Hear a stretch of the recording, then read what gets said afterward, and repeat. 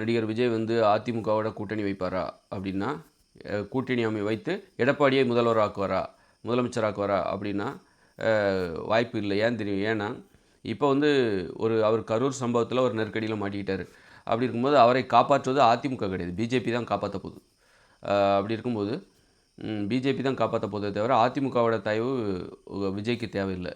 அப்படி இருக்கும்போது ஒருவேளை வந்து பிஜேபியோட கூட்டணி வைக்கும்போது, பிஜேபி ஏற்கனவே அதிமுகவோட கூட்டணி வைத்திருக்கிறது. எடப்பாடியை முதலமைச்சர் ஆக்குவோம் என்கிற ஒரு ஒப்பந்தத்தின்படி அதிமுகவோடு கூட்டணி அமைத்திருக்கிறது.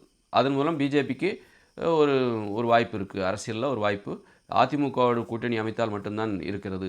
அப்படி இருக்கும்போது இப்போ விஜய் புதுசாக அதிமுக கூட்டணியில் சேர்ந்து எடப்பாடியை முதலமைச்சர் ஆக்குவார் அப்படிங்கிற ஒரு பேச்சு வருது. கண்டிப்பாக அதற்கு வாய்ப்பு இல்லை. ஏன்னா ஒருவேளை பிஜேபியோட கூட்டணி அமைத்தால் பிஜேபியும் விஜயும் சேர்ந்து அதிமுகவை கழட்டி விடுவாங்களே தவிர அதிமுக கழட்டி விட்டுருவாங்க.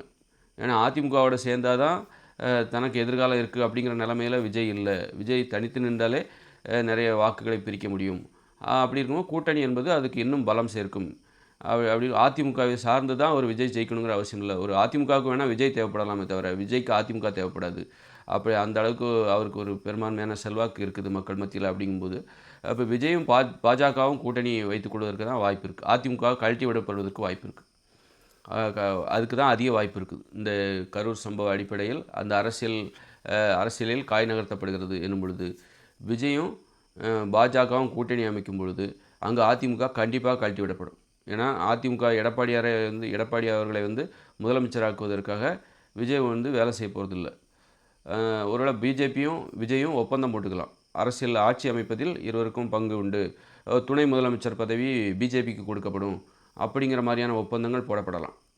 அதிமுக இந்த இடத்துல அதிமுகவை கழட்டி விட்டுறணும் அப்படிங்கிற இதுக்கு இந்த மாதிரியான சூழ்நிலை பிஜேபிக்கு மிகவும் உதவியாக இருக்குது. பிஜேபியோட தயவு தான் விஜய்க்கு தேவையே தவிர விஜய்க்கு அதிமுகவோட தயவு தேவையில்லை. அதுபோல் அதிமுகவுக்கு வேணால் விஜய் சப்போர்ட் தேவைப்படலாமே தவிர விஜய்க்கு அதிமுகவோட சப்போர்ட் தேவையில்லை. அதனால் அந்த வகையில் வந்து அதிமுக எடப்பாடியை வந்து முதலமைச்சராக்குறதுக்காக கண்டிப்பாக விஜய் வேலை செய்ய மாட்டார். அது வந்து அவருக்கு ஒரு மிகப்பெரிய தலைகுனிவாக தான் இருக்குமே தவிர